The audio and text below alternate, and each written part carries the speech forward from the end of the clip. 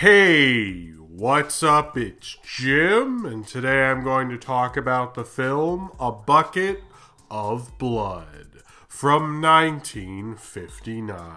And today is day 2 of 5 of my Halloween week of videos. I hope you're enjoying it so far. Most people, when they think of Roger Corman, they think of a cheap movie producer, a guy who makes tons of movies on the cheap, or one of the most inventive, greatest independent movie producers of all time as well. But he doesn't have the greatest reputation. I used to kind of hear people rank him with like Ed Wood or something like that, but he's really kind of a large figure in himself, and it's easy to not know of various eras in his filmography. In fact, I'm sure there are eras in his filmography I just simply do not know because I haven't really looked into it, because he's produced like something like 400 films. Roger Corman's been busy. One of the eras of his that's probably my favorite of the ones that I actually know is when he did more satirical kind of horror comedies. Now, A Bucket of Blood is the first one. Next one would be Little Shop of Horrors, which would actually use the same sets as this film, which it's funny that people forget Little Shop of Horrors was actually a comedy before they made a musical of it. It wasn't like a serious horror thing that was made on the cheap. It was like a joke horror movie made on the cheap. And then Corman followed up later with Creature from the Haunted Sea, which is probably my least favorite, but is okay. All these three were written by Charles B. Griffin, who came up with this kind of a style. I think what makes Bucket of Blood one of my favorites is not only is it done very cheaply and quickly, they shot it in about a week. The producers of American International Pictures gave Roger Corman $50,000 and a little under a week to make a horror movie, and Charles B. Griffin came up with the idea of mixing horror with comedy, which it's actually a pretty great idea. But not only is it just a silly horror movie, it's a satirical one. It's making fun of the art world in a very great way. It's taking the concept of kind of a House of Wax type idea, or the 1933 film Mystery of the Wax Museum, and twisting it and giving it a beatnik setting and a satirical slant to it. The funny thing is although this film is from 1959 and is very much talking about the beatniks and the art world of the late 50s, which you think like, well, maybe that doesn't age so well. It actually ages perfectly. Roger Corman made a very universal film about the art world and about this guy who has to kill to keep making his art, and all the ideas in it, all the things that it's satirizing. I could say the same thing about the hipsters or the punks or the hippies. It has such a universal quality into it that when I first saw Bucket of Blood, I was actually taken aback by it. I was just literally surprised by like, holy shit, what is this? Like, Roger Corman makes good movies, and also holy shit, the art world and nothing ever changes. We're all just moving in a continuous cycle where we think things started in a certain era, but they're talking about organic farming and wearing ridiculous clothes and saying ridiculous things and all this crazy art world superiority that is being satirized and taken down as you watch this guy kill people, cover them in clay, present it as art, and then be praised as the next great thing as he goes farther and farther in the art world as he becomes more and more of a murderer. A cafe called the Yellow Door Cafe, which, since this film is in black and white, I really have no way to know why it was called that, but maybe it's like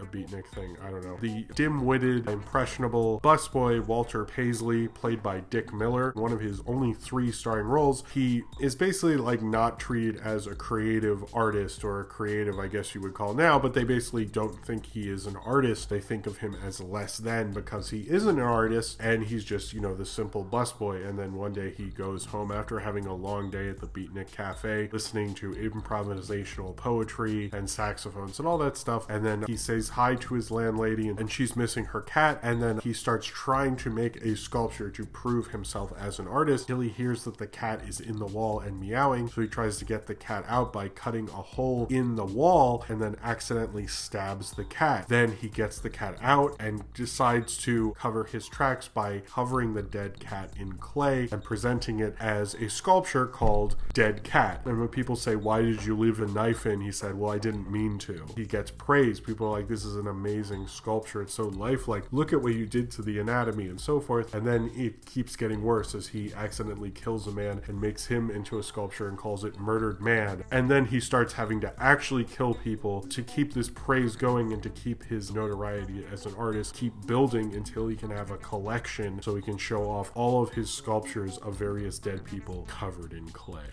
Now, if you're wondering like, hey, that all sounds really funny and stuff, but like, why is this movie called Bucket of Blood? I really have no clue. A lot of times with these kind of movies, they would give the director the title first. I actually couldn't find why it's called Bucket of Blood. There is actually a point in this movie where after he kills someone by accident and he puts them like in a storage area above him, blood is dripping into a bucket. So I guess Beatnik Satire, who kills people and covers them in clay, wasn't going to sell as many tickets. I think what I love about this film really is the universal quality of the satire. That's something that really spoke to me. But I also like how you're seeing a 50s movie called The Bucket of Blood. It's within the drive-in genre, which isn't really the greatest genre. It's kind of a genre you can underestimate, but I think this film kind of gets away with a little bit more because it's still a horror movie. It's still that horror element. It kind of takes from another very famous 50s horror film, House of Wax, starring Vincent Price, which had just come out a couple years before. I like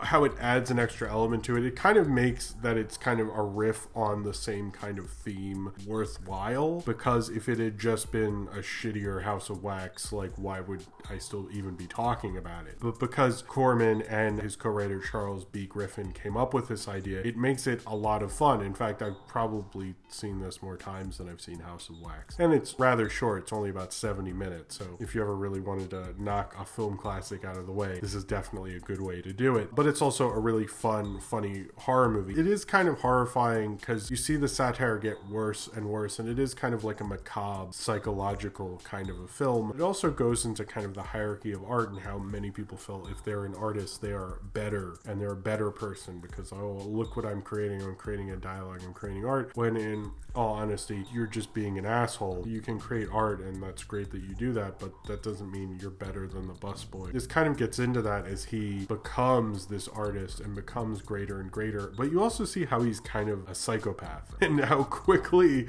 he'll go down that road. You know, he's very mentally unbalanced. Walter Paisley, played by Dick Miller, who I think does a great performance. Dick Miller doesn't love this film. Apparently he has said that he felt that, you know, if they just had a little bit more money, this could have been a classic. I think it is a classic. It's usually considered one of Corman's best movies, which I agree with. Of the Cormans, I mean, there's so many. I'm sure there's somebody who could actually rank them. I like Dick Miller in this because he can play off the innocence. He also has kind of a weird character actor charm. He is kind of like that weird guy at your work who everybody kind of makes fun of and everything, and suddenly he becomes a famous artist. I find that almost more believable in a way, because if it was just like some leading man, I don't think it would really work as well. I love how they use the Beatniks. Apparently Charles B. Griffin and Roger Corman went around to various Beatnik clubs and espresso bars and stuff and learned like Beatnik dialogue and various other Beatnik slang and what was going on at the time. They really use that in the movie. So much of it just feels like just 20-year-olds hanging out. If it was a satire of hipsters, it would work, of hippies, of anything. And I love that about it. And I also love how much of that shit has never changed.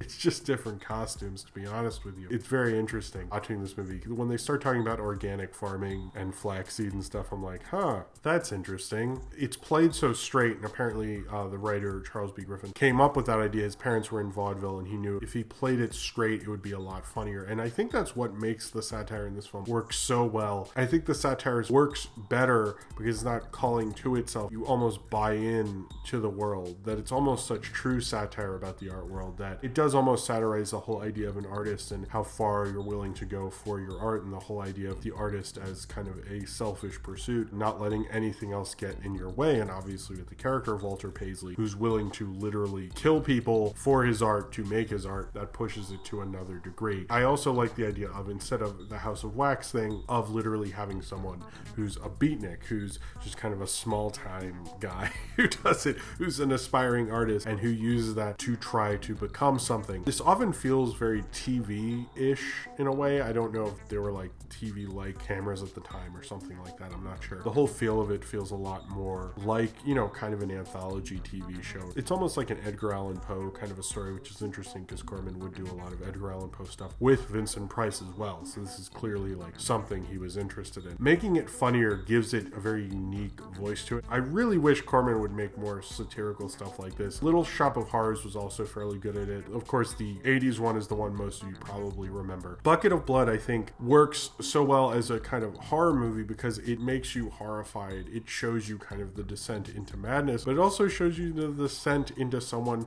becoming a praised artist and that descent into madness. I mean, hell, look at like how we view someone like Kanye West or artists who get bigger and bigger and make the concept album and do crazier and crazier things. And this is just a guy in a Beatnik coffee house, and his praise gets bigger and bigger. People start wanting to spend more and more on his art. Although the most he ever makes is $50, which I find very hilarious. But $50 was a lot more in 1959, but it wasn't like that much more. It's just funny that like he goes crazier and crazier and starts pushing his art more and more, but the most he makes is $50, and he's still living in the same shitty apartment. But hey, they didn't have a lot of time to make this fucking thing. So because they didn't have a lot of time, they didn't overthink it. I disagree with what Dick Miller said about this film because I think it has this kind of interesting, kind of cheap drive-in charm that actually really works for it. I think sometimes with low-budget cheap movies, you have these happy accidents that just are like marvels of classics, and there's not a lot of them. It ends up not working out most of the time, but it's almost like because they couldn't think about it too much, they were able to get away with something that someone normally couldn't. It's almost like, you know, how classic Hollywood was and stuff like that. They'd be like, hey, I'm kind of into this thing this week or this month. Let's make this in this kind of a way. And I'm glad that Corman was able to make a film like this because I think Bucket of Blood is a really refreshing, like great gem of the drive-in movie teen subculture that was going on at the time, and having fun with the Beatniks and adding in a satire to this macabre artist story of their descent into madness, while also watching Walter Paisley's descent into becoming a praised artist and a praised creative person to prove himself to the Beatniks and the creative world as something, is an interesting dynamic going on throughout it. It can also be a fun horror movie that freaks you out and also makes you laugh. They really tried to sell it that way. The original poster is just a series of comic strips. I think Bucket of Blood is probably one of the best horror comedies of all time, up there with like Evil Dead 2 and Cabin in the Woods and all those great horror comedies that do a lot more than they should be able to because the horror genre is there to welcome them and everyone else will probably ignore them and let them do what they want. It seemed to sneak in a thing about art and style, the falsity and the hierarchy of art. I love the whole concept of this. I love the macabre nature wrapped up in a satire that's really saying a macabre thing about all of the art world, and it might actually be my favorite satire of the art world, as well as being a pretty damn good cheap horror movie that Roger Corman really pulled off to make one of his all-time classics. So if you've seen A Bucket of Blood and you would like to talk about it, then comment below in the comments and subscribe if you would like to. And come back tomorrow for day 3 of the Halloween week of videos. I hope to see you there and have a happy Halloween.